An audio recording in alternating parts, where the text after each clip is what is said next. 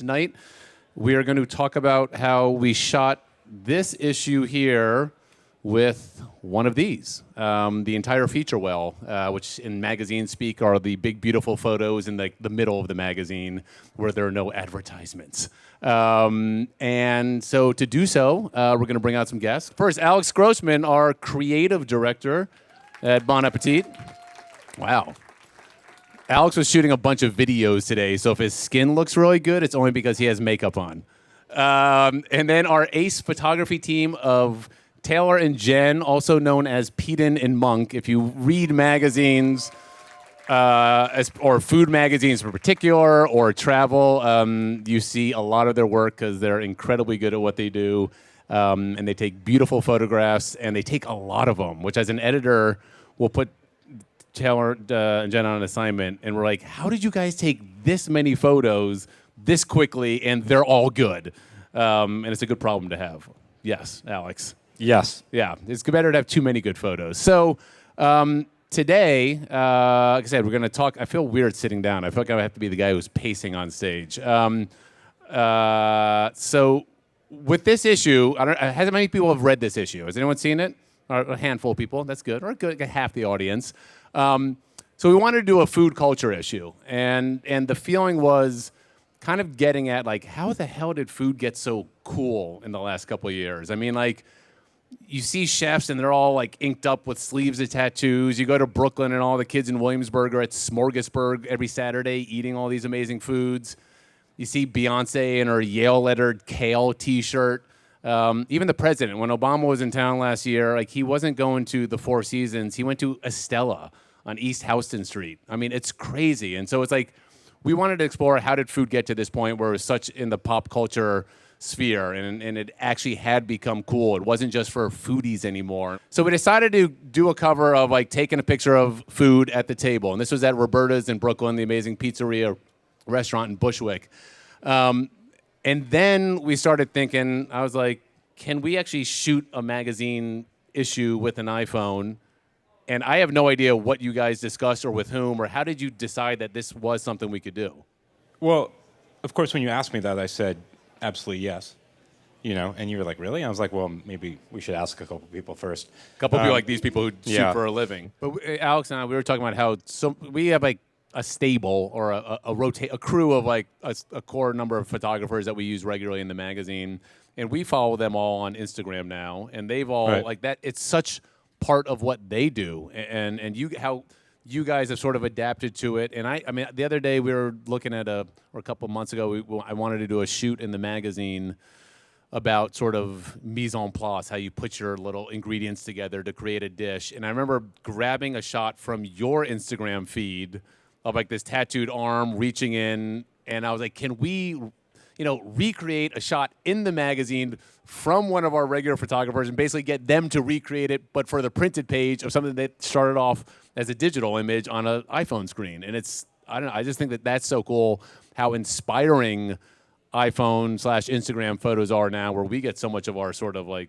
inspiration from. I think that, we work at a magazine. It's not a magazine anymore. It's much more than that. It's a brand. But we still refer to ourselves in many ways as a magazine. And something that, became very apparent many years ago was that, at least to me, was we don't compete with magazines. We compete with everything. People are out there just deciding how to spend their money, and they don't make these distinctions of whether they want to buy a magazine or look at a website or go to a movie, or it's just choices. So just content. It's content. So with this, like, it's not surprising to me at all that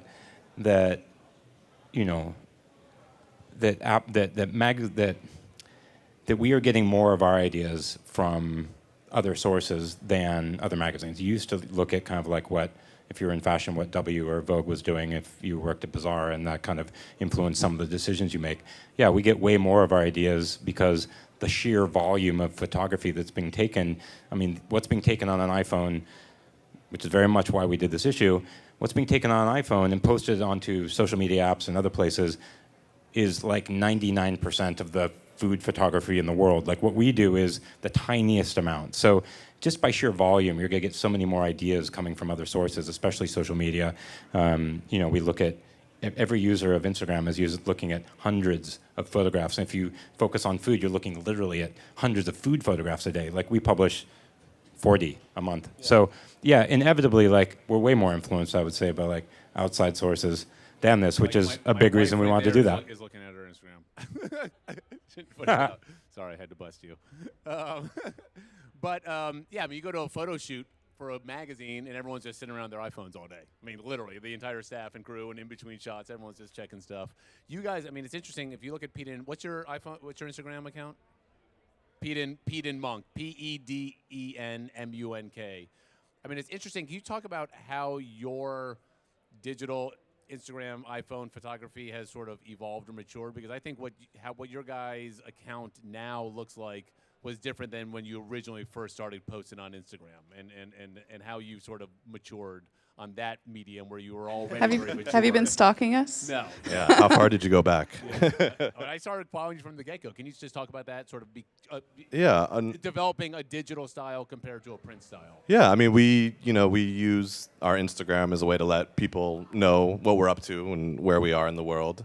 And I think when we first started, it was a little more personal, maybe. There's not as many pictures of Kahlua, our dog, as there once were. But yeah, I mean, it's a great tool. And do you shoot differently now? Do you like? Is there certain techniques you use more in terms of posting to Instagram, like angles or light, that sort of stuff?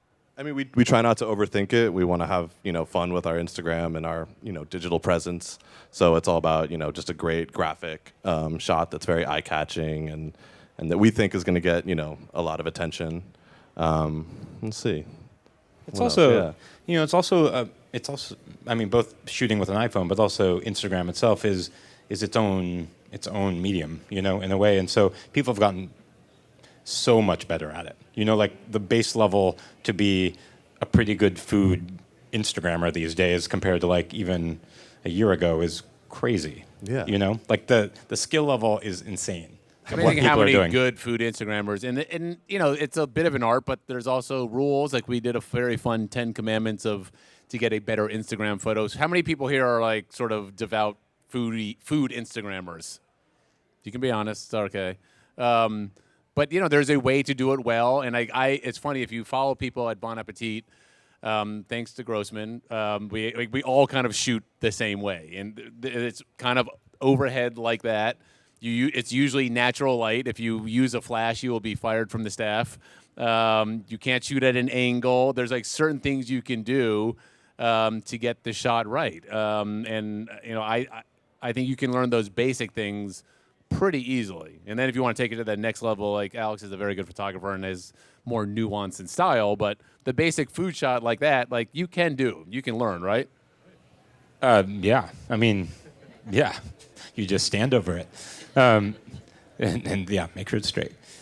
Yeah, it's all about the light, and even more importantly, it's about the styling. And lucky for us, we get to work with some of the best food stylists in the industry. So we, with this nachos, we spent, I don't know how long we spent, but we really focused on the styling. And so we almost at a point step aside and just let the stylist kind of take over. That's actually like a super good point, because I think people think that when you make magazine photography that somehow, or I shouldn't say magazine, if you get hired to make photography on a shoot, you get to work with insanely talented people, great stylists. I mean, the crew sizes on a food shoot for us sometimes is a little absurd sometimes. You guys would probably laugh. But if you're going through your life and you're eating 3 meals a day and going out drinking, and sometimes I'll eat 5 meals a day, like in the course of a week, there's so many opportunities to take a good picture. And if you're looking for it, which this has all made us very aware, and we all are now looking for it, all you have to do now is edit your moments. If you're hired to shoot a great photograph, you have to make it. And if it's not good, that's not good enough. And so there is this funny thing where we work very hard to create some version of reality that is hopefully as good as the versions of reality that people are just experiencing every day. And on that level, the iPhone and Instagram has kind of upped the bar on a very big level. I think so much of great photography is the photos you don't share. Take 100 photos, you share the best one. And what's so amazing about the iPhone is that it allows you to take photos wherever you are. You can, like I said, whether you're at breakfast or whether you're at a barbecue, like you have it with you, and like, oh, that's beautiful. I'm gonna catch it. The light's great. I'm gonna get it. I don't have to have my camera with me. And on the flip side of that, if you get if there's a great dish you're eating, but the light's bad, or then don't take a photo of it, or maybe take a photo but don't share it. Like, you don't have to share every photo you take. You choose the best one with the best light at the best moment, and the best food styling and the cool surface, and that's the one you share. And what's great about it, you can try taking photos with all the other ones. If they don't look good, you delete them. Like, it doesn't cost you anything. And like I said, I spend half my day deleting photos. Like, yep, took 20 photos, I'm going to delete 19. And that's an interesting thing about the digital phone and the iPhone. There's not that permanency to it, and that's a luxury that was not in existence in photography 20, 30 years ago. I think that was a really good point. I think like part of that also that ties into the last point that's interesting is that because there's some, when you're holding a big camera, like a real camera, I feel like I don't know. I mean, you guys would know. Maybe it's because I'm not a professional photographer. I feel like when you're like you have your big rig out and like it's somehow like it matters more. Like an iPhone, I feel like you just mess around with more, and it's so much more freeing. I think. Well, the big camera and a big lens can be very intimidating, especially when you're taking a portrait of somebody. It's a little more intense, where the iPhone is maybe a little more casual and relaxed. Do you find that, like, have you ever taken a portrait of a person with an iPhone? Oh yeah. Now we actually just started a series of portraits. Yeah, we're starting to document kind of all our crews and yeah. And how do people respond? They have more fun. Yeah. When we have the iPhone, they have more fun. It's looser. It's not as They happen at intimidating. bars Everyone's and birthday comfortable with parties it. and, Everyone has one. Yeah. It's a medium. It's kind of the modern day Polaroid. I mean, So it is time for questions. So whoever has questions about this issue or Bon Appetit in general or food photography or any of that stuff, we'd love to hear them. Who's got a question? A couple of technical questions. Number one was, did you guys use the native iPhone app, the camera app, to shoot? Number two, was the post-production done on the phone itself, or was it done on a desktop?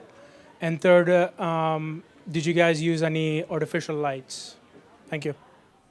For us, we used Camera Plus was the app, and that actually gave us supposedly a lossless TIFF file. So it was the biggest file that you could get out of the iPhone. I love Camera Plus. Yeah, That's what I use. Great. It's a good app.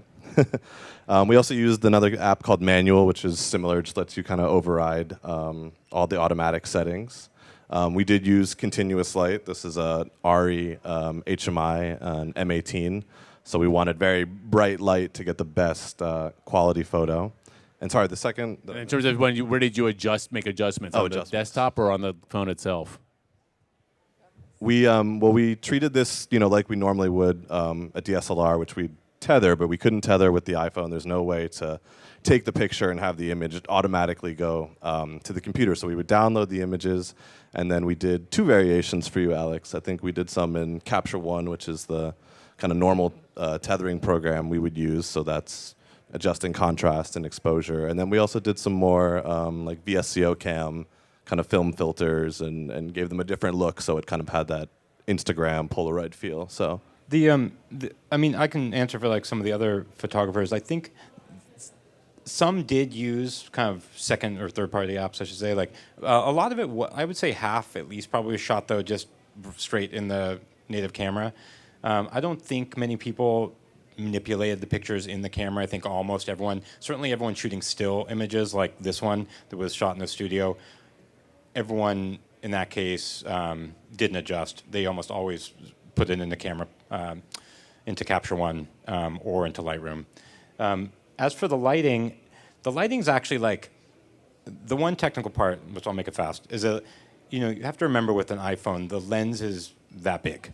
So the amount of light that can come into that lens is, 1 1/100th or something of what can come into a full SLR lens. So you're fighting light is basically the thing. So for the privilege of shooting with that tiny little camera, you need a lot of light. So the one constant with what we did, as much as possible, we put as much light into these pictures. We stuck things closer to windows, more into sunlight. Like if we had to light it, we pumped way more light than we normally would into it, just because you don't want to be dealing, there's no aperture with a lens like that. It's all handled through ISO. So if the camera basically, the less light, the grainier it gets. Yeah, and also, A, those are great questions, thank you. B, like I said, again, this is going to get printed on paper, and it's very different than looking on an image on a big desktop that the screen is backlit. I mean, everything is going to look a lot brighter on a computer screen than paper. So, again, we had to make sure the light was really right, and that's what's going to translate on page. Next question. Hi. Hi.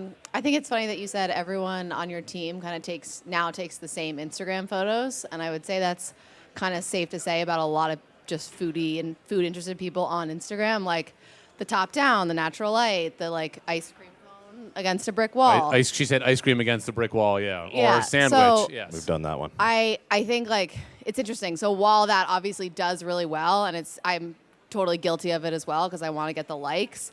What do you guys think is kind of the next like creative step? Like, can we move on past the top down, like stand on a chair and take the photo? Where are you at in your head with that? Snapchat? Snapchat. Yeah, there's a lot of Snapchat going on right now in our offices. I don't know. That's a good question. I mean, like that's it. I think what's interesting, and I refer to, if you go to Alex's Instagram feed, which is, what is it? Alex Grossman? Yeah, I think it's...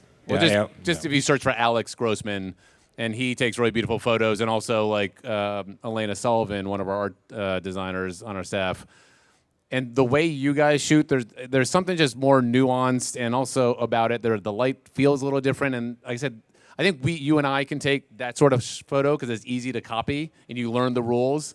Having that next level, I think you guys have an eye, and also you know what to shoot. And so much of photography is knowing what to shoot and not just how you shoot, right? Yeah, I mean, the food stuff looks so great overhead. It's very graphic, and you can, style a moment that's very kind of eye-catching, and it gives you that bird's eye perspective. But I think the great thing about photography is just to have fun and try and tell a story through your images, and maybe not focus too hard on the trends, and just, play around, take a lot of different shots. And I wish I would see, what I would like personally, what I would like to see happen is I feel often like kind of handcuffed to my Instagram identity. And like, and I say this, I should just do it. But, you get kind of like, you're like, oh, I don't want to change things up too much. And granted, I sit around and think about how to make that magazine every month. So I naturally lean towards making stuff pretty. I would love to look at, though, I'd like to look at like meal aftermaths. I wish someone out there was just shooting amazing shots of just the carnage afterwards, or or just stuff that's like food that's like slightly being destroyed, or just finding just a different angle of Sink looking full at of dishes, yeah. But or just like better like in action shots of meals, like the whole like the one thing, and I'm definitely guilty of it, but I don't really like myself when I do it. Is like when you put the hand in there and and like you're like, oh, or worse yet, if you do it to your friend and you're like, oh no, just grab it, but don't pull your hand out, just but twirl the spaghetti just a little. No, yeah, okay, just leave it. So that's the thing. I wish like we could all get a little freer of shooting faster, like almost like reportage of real moments and posting it. And it still does take an amazing photographer to be able to do that, I think, and do that like often. I know you said to kind of focus more on like natural lights, but a lot of times like you're in your apartment and there's this great food shot like you have to take, and New York City doesn't have the best lighting, obviously, as you know. So what would be like your tips or recommendations to try to get like the best shot? You literally pick up the dish and walk over to the window. I mean, seriously, and put it down on the table. Night. That happens all the time. And honestly, if at night, you can try it. I do this a lot at night in our kitchen, and my wife and I will make something, and I'll take a photo. A, you got to make sure there's no overhead, so you get a shadow.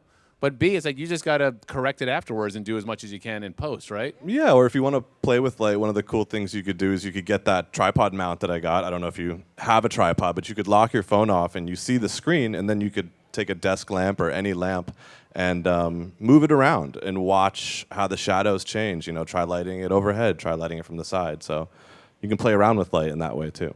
Do they make some weird little LED, like neutral light source? It's like battery Oh yeah, powered or yeah, just something? like an LED light panel. I mean, they're all shapes and sizes: 4 inches, 5 inches. You know, That being said, 2 they're feet. thousands Yeah. of dollars probably. So No, you not all can of also them. Yeah, just there's go with there's a some cheap ones ball out there. or a frosted light from IKEA, and that can work as well. Or take a pillowcase and put that over your desk lamp, and you can see, you know, softer light versus harder light. Hello. Thank you guys for coming out tonight. Thank you. And you brought up an interesting point about taking photos overhead. Is that strictly for the magazine, or is that for Instagram application as well? Why wouldn't you take an angular photo? I totally got this one. So I think overhead photography with food, it's obviously something I believe in. The way we experience food 90% of the time is overhead. I mean, not square overhead, but very close to overhead. You cook it that way, you eat it that way, you know, you have this relationship almost all the time. Chefs plate it that way. And we've gotten away from the 90s stacked vertical food anyways. Plates have expanded and they get flatter and more nuanced kind of horizontally.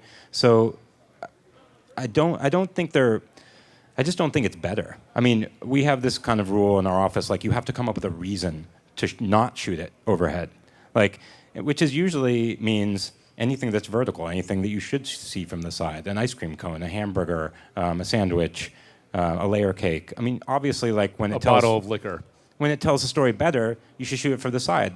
The other thing with angles, you know, like when you're shooting 45-degree angles, like the way your brain at a dinner table can simultaneously focus on the entire length of the dinner table, a camera can't. And so you'll wind up with like stuff's blurry and stuff, and it looks really romantic. Like I hate that kind of like blurred romantic look. So while your brain can like understand that, like a camera can't. So yeah, we stick pretty overhead. Yeah, but just this is an argument he and I have every month. Like I get it, I love the overhead thing, but just for variety's sake, I'm always talking to him and Alex Pollock, my photo director. I'm like, can we just get a couple of like side shots in there? Like, can we just get one more? Just one more. The one other thing is I'm like the church of overhead. The one other thing about overhead is that I think it reflects, and it gets back to that first point, there's a POV moment that happens with it, and I think that you experience it truer because you can imagine yourself being there. Like if I see, like no one ever experiences like that.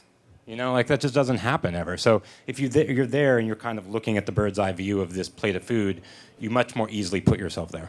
But yeah, sandwiches have to be from the side. Who's got a question? So you guys talked a lot about in the beginning where you thought a lot about what was going to be on the cover and what kind of campaign you were going to run, and you landed on the iPhone photography for this one. What are the first things you think about when you're trying to make that decision? What are like the first things you try to nail down on your next idea for like the next magazine? For the next cover specifically? Yeah.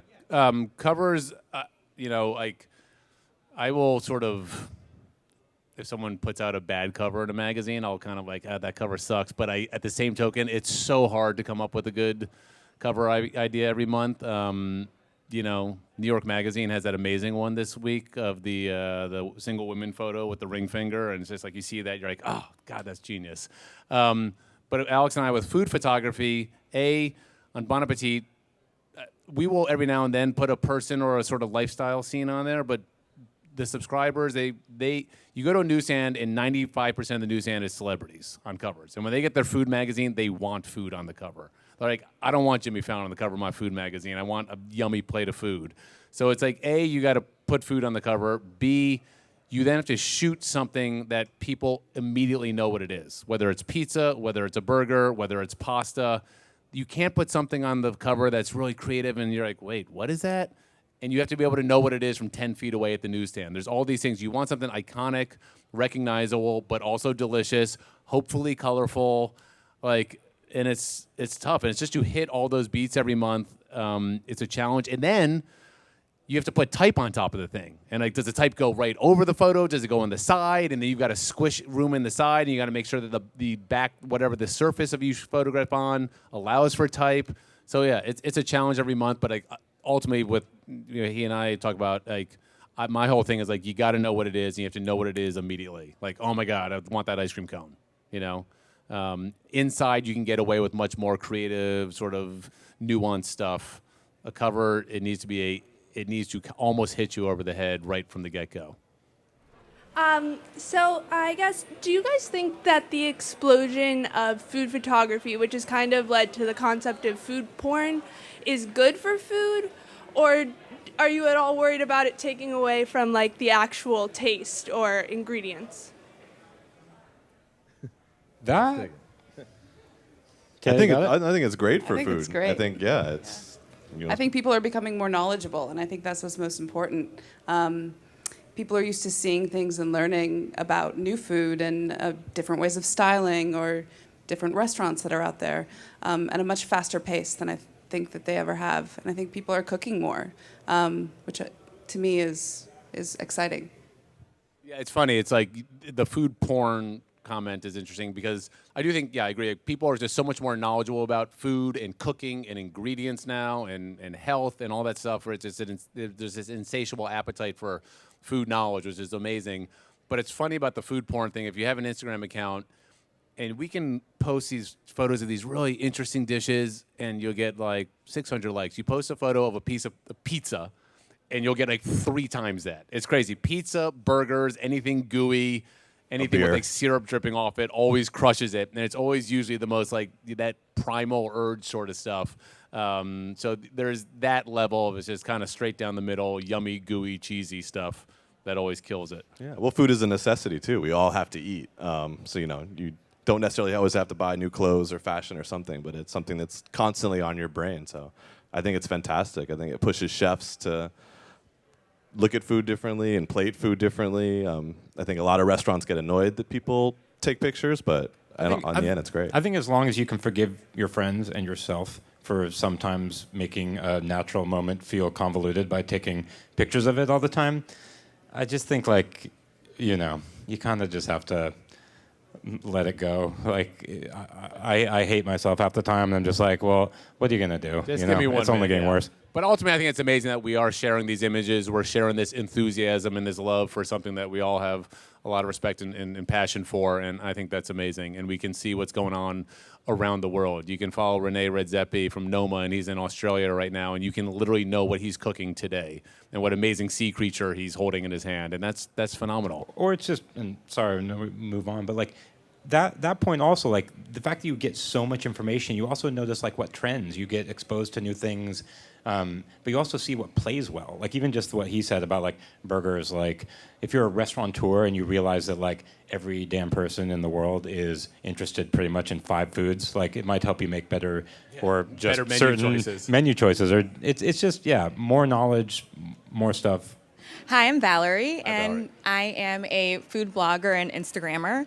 And what we were saying about the finding natural light in the New York apartments. So what I struggle with, because I do bring everything to my windowsill and place it right by the window, is varying the surfaces and the backgrounds. So do you have any tips or tricks for how, we can vary those surfaces so that everything isn't just...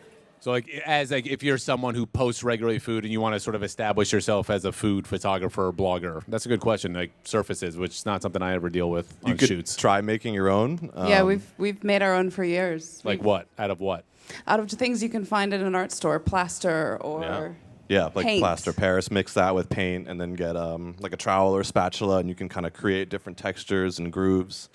Different scrap woods or small. You don't need huge surfaces like pieces of marble or. We were just recently in New Orleans, and one of our best friends and amazing prop stylist, Amy Wilson, was walking through the garden, and she's like looking down at the ground, and I'm thinking, what is she looking at? There's nothing growing here. And she pulls up this piece of burlap, and she's like, this is going to be perfect. And we brought that back and shot the food on this dirty piece of burlap that just photographed really gray and worn, but so beautifully. So surfaces are everywhere. You just have to look around. And I think like that what is it? It's like the wet spackle when you're doing drywall. like the Plaster of Paris, or yeah, it's not like the super wet, stiff stuff. It's like what you like do drywall putty, or I don't know. It's, not even, it's like the any really loose stuff. contractors in the house? Anyway, that stuff dries like super matte. We actually don't really use it that much, but I've seen people. It's a matte surface, which is awesome. It has texture, but it doesn't get that raised kind of dirty texture. That stuff's incredible. You can put that on like canvas or plywood. A piece of marble. Like we shoot, I'm sure Everything on marble all the time. You can go to like a stone scrapyard and buy a remnant thing they're going to throw away, as long as it's not that big, for not a whole lot of money. Anything vintage is great, whether it's old wood or, like I said, old textiles, a vintage beat-up tablecloth. I mean, there's so many things. Metal surfaces. And you only need a surface about that big. That's actually going to be in the photo. So you can keep them in your closet, and it's pretty easy. So, all right. Are we all good? Thanks, guys. Thank you so much for coming out. Thank you. Thank you, Alex and Jen and Taylor.